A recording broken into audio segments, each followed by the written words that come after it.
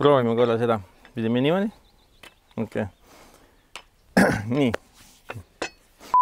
Tervist! Oleme siin ilusas looduskaunis kohas ja hakkame täna küpsetama Tartu millipitsat. Ja selleks, et kõik hästi välja tuleks, olen ma kaasa võtnud vana, hea, pensionine läinud showbaarman Tarmo, kes on tegelikult ka väga hea grillmeister.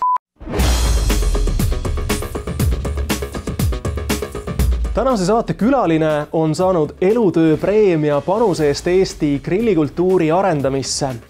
Sinu suure edulugu algas ju tegelikult aastal 1996 ja miks just selline valik, miks mitte metsa- või autoäri või hoopiski kinnisvara, miks barbecue? Sel ajal ma õppisin Eesti Merehariduskeskuses ja sai tööle mindud Stockmanni kaubamajja. Ja kuna mul hakkas see töötamine nii väga meeldima, siis lõpuks ma olingi täiskohaga seal algusest kalameister, lõpuks lihameister ja sealt see asi lihaga alguse sai. Et sealt edasi liikusin juba Rakvere lihakombinaati. Nii et tegelikult Stockmann ja Rakvere lihakombinaat andsid mulle sellise hästi kõva vundamendi. Rakveres sai tohutult palju tööd tehtud ja ma olin seal tootejuhtametilt just lihade peal ja kogu see liha areng nagu Eestis arenes siis nagu väga kiiresti, et tegelikult sellist marinaadis lihade valikut pole kuskil eriti maailmas kui Eestis. Ja aegade jooksul olen teinud ka teistele lihatööstustele siin konsultatsiooni ja tootearendust, et Rakveres sai töötatud kokku 10 aastat, mis oli nagu väga pikk aeg ja see oli selline põnev aeg. See Rakvere lihakombinaadi ja Stockmanni aeg oli selline kõva nagu algus asjale ja tegelikult sealt see asi nii edasi läkski, et eks see oma ettevõtlus oli nagu asjade loogiline käik ja kuna Rakvere ajal ma käisin palju igasugu barbecue võistlustel, käisin ka mujal maailmas reisimas, oli väga palju tööreise, ka barbecue võistlusi, me saime ka isegi võistkonnaga barbecue võitlejaid, saime Euroopa meistrivõistlustel esimese koha. Nii et kõik see asi kokku ja samal aegselt ma kirjutasin esimese raamatu, liharaamat aastal 2004-2005 tegime juba barbecue raamatu koos Priit Toomitsa ja Tiit Revega ja et eks ma tundsin, et on võimalus juba ise midagi teha, sest vaikselt Rakvere kõrvalt sai mõned sellised grillimised üritustel tehtud. Et väga palju aitas asjale kaasa Auris Rätsep, sest Auris Rätsepaga koos me lõime Eesti Grilliliidu ja siis ma alustasin oma tööd ka Grillfesti peakohtunikuna. Et see andis väga palju nagu hoogu juurde ja me tegime koostöös siis ka Eesti Rahva Grillikooli, mis oli selline mõnus ürituste sari, kust me käisime siis laatedel grillimas ja rahvast õpetamas, nagu, kuidas õieti grillida. Et see oli väga kõva asi, et see oli nii, et iga täistund algas ja 45 minutit oli koolitus ja niimoodi 6 korda päevas, et seda sai tehtud just 1, 3 või 4 suve järjest, et kõik see andis väga suure hoo sisse ja loomulikult siis tuli ka juba televisioon mängu. Väga põnev oli osaleda ka tegelikult Reporteri saates, kus me aastaid tegime grillinippe, selliseid minuti ja 2 minuti nippe, et see andis väga palju kogemust juurde, lisaks uusi kliente cateringi alal ja nii edasi, et see oli ka üks asi, mis kindlasti andis palju hoogu juurde. Millal ja mismoodi sa said aru, et sa oled Eestis saavutanud tasemelt absoluutselt tippu, et nüüd võiks minna ja rammu katsuda ka ametivendadega piiri tagant?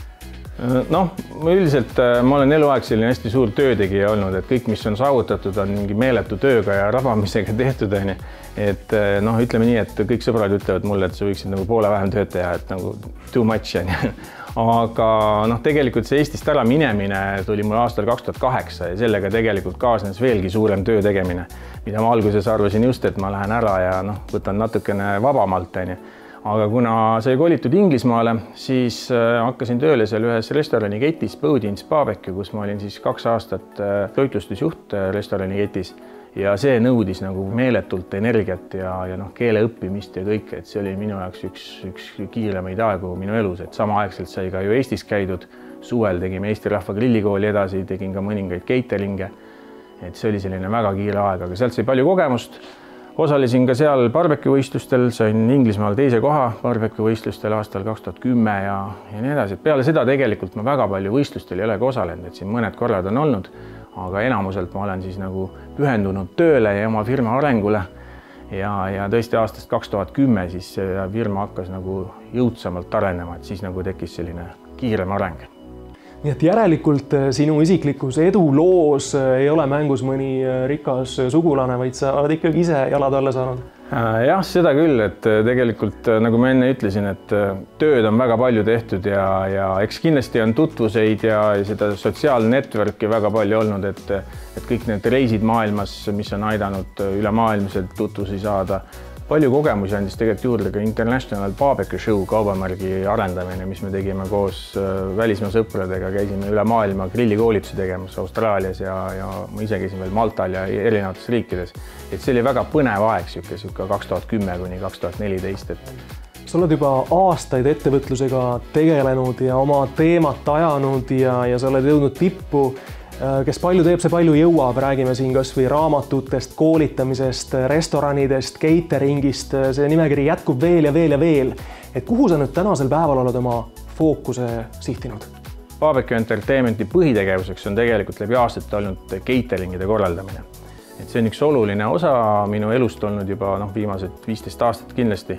Et see on siis erinevate privaatpidude, pulmade, sünnipäevade korraldamine, kus me pakume tegelikult täisteenust, et mitte ainult nagu cateringi, vaid ka tegelikult baariteenust, mööblit, nõusid, telke, kõiki asju, et kogu see terviklahendus koos teeninduse ja kõigega.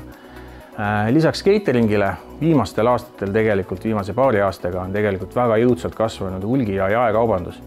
Ja täna on tegelikult nii, et meie käibest juba 60% moodustab tegelikult hulgi- ja jaekaubandus, et catering on juba jäänud alla poole, kuigi see osakaal on cateringil ka ja see tähtsus on väga suur, eriti suvel. Aga jah, hulgi- ja jaekaubanduses on kindlasti oluline osa veebipoel.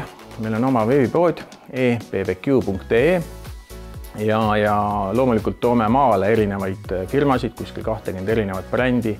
Müüme edasi veel paljusid ja müüme neid samu tooteid ka tegelikult kauplustesse. Et väga paljud kauplused, ka kaupluse ketid üle Eesti müüvad meie maale toodud tooteid, millest me saame osakese oma kogukäibest ja samamoodi siis lisaks restoranidele, horekasektorisse. Et siin on rida erinevaid tooteid, et näiteks see sama minu enda grillsüsi on siis grillsüsi Grillep, mis on minu enda kaubamärk. Väga hea kõrge kvaliteediga süsi ja samamoodi tuleb sealt juurde barbecue raab. Neid erinevaid siukseid oma tooteid on veel, aga tähtsamatest kaubamärkidest võib siin nimetada võib-olla oliivõlisid, Muraglia oliivõlid, balsamicodest, Venturini Baldini, Il Borgo, siis Maldon salt kindlasti, see on siis Helves sool, mis on väga hea ja mõnus, seda müüme Eestis väga paljudes kauplustes. Neid tooteid on palju tegelikult, siin on isegi džinnid, Silent Pool džinn, kuna elan tegelikult ikkagi kahe koha peal, et nii Inglismaal kui Eestis, et siis perekond on tegelikult Inglismaal Surrey's Londoni lähistel, et siis seal samas lähedal on Silent Pooli destilleri, kus siis toodetakse väga head maitsvat džinni, et selle sama džinni maaletoojad oleme ka meie Eestis. Aga muidugi põhitegevuseks edasimüügi mõttes võib öelda kokkuvõttes, et on grillsüsi on väga suur osa, mis on meie nagu selline põhitoode ja kindlasti siis Kamado Chew. Kamado Chew on meil siin taustaks kogu aeg olnud. Kamado Chew ja üldse erinevad grillahjud on siis väga oluline osa ja just eriti suvehooajal. Et muidugi brände on meil teisigi, on Everture by Heston Blumenthal, on Masterbuilt, on Ole Hickory, mis on suured Ameerika barbecue ahjud. Aga Kamado Chew on ikkagi mahult number 1 ja neid me müüme ikka aasta jooksul midagi sinna 500 kanti võib-olla, et see kogus on väga suur Eesti jaoks ja see on nagu selline kindel kvaliteedi kaubamärk. Et kokkuvõtlikult võibki öelda, et Kamado Chew on just nimelt see grill, mida ma julgen soovitada nii kodukokale kui ka professionaalile. See on kindlasti kõige parem valik. Ole hea, Enn, räägi, et kas kogu selle töörügamise kõrvalt jääb sul aega ka iseendale lustimiseks, nautimiseks, retseptide või metoodikate väljatöötamiseks, nagu näiteks on see Dirty Steak? Fun'i jaoks jääb aega kindlasti, sest tegelikult see töö, eriti cateringidel on nii fun kui töö üheskoos. Ja muidugi kogu selle asja aluseks on väga hea tiim. Et tiim, kellega me koos siis igapäevaselt asju ajame, et see on nagu raudselt maailma parim. Et tänu sellele kindlasti Barbecue Entertainment on nii kaugele jõudnud nagu on. Ja sama lugu Pulli ja Ärja puhul restoranides, et see meeskond on super. Ja fun on igal juhul, sest et nagu ma ütlesin, töö ja fun käib käsi käes. Saad sa Enn kuidagi võtta ühe sõnaga kokku ka, mis on sinu edu valem? Sa oled siin maininud sõna tiim ja meeskond, et kas sellega saab kokku võtta? Tiim ja meeskond kindlasti, üks asi on ka tutvused ja kõik see, et sa suudaksid ennast nagu läbi lüüa.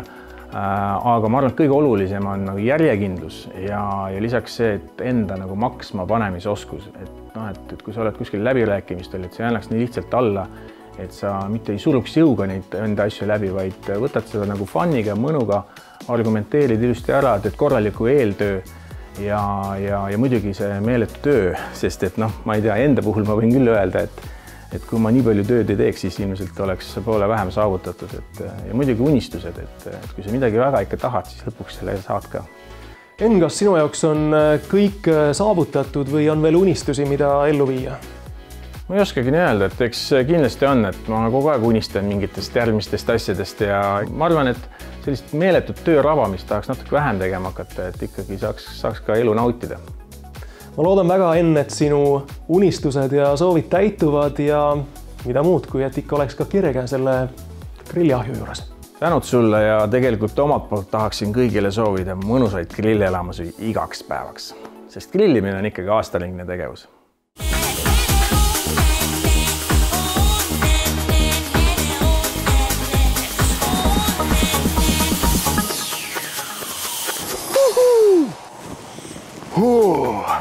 Ossi nene ja siit tuleb meie sütesteik.